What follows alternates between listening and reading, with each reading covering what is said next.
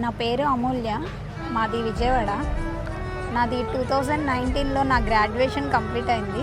తర్వాత 21లో మ్యారేజ్ అయిపోయింది. 23లో నేను శ్రీధర్ సిసిలో జాయిన్ అయ్యాను జూలై 30న. ఈరోజు డిసెంబర్ 30. ఇప్పటికీ 1.5 ఇయర్. 1.5 ఇయర్లో నాకు జాబ్ అనేది క్రాక్ చేయడానికి శ్రీధర్ సిసి చాలా హెల్ప్ చేస్తుంది. ప్రతిరోజు మాక్ టెస్ట్లు ఎక్స్ప్లెనేషన్కి నేను ప్రతిరోజు అటెండ్ అయ్యేదాన్ని.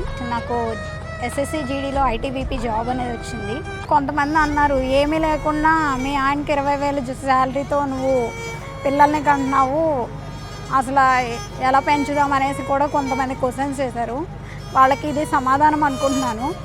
మ్యారేజ్ అయిపోయింది ఇక్కడితో ఆగిపోదాం అనుకునే వాళ్ళు ఒకటి గుర్తుపెట్టుకోవాలి, ఎవరు ఎన్ని మాటలన్నా ఎంతమంది సపోర్ట్ చేసినా చేయకపోయినా మన లైఫ్ మనం ఒక్కళ్ళని జాబ్ తెచ్చుకుంటే 3 జనరేషన్స్ అనేవి మంచిగా సెటిల్ అవుతాయి.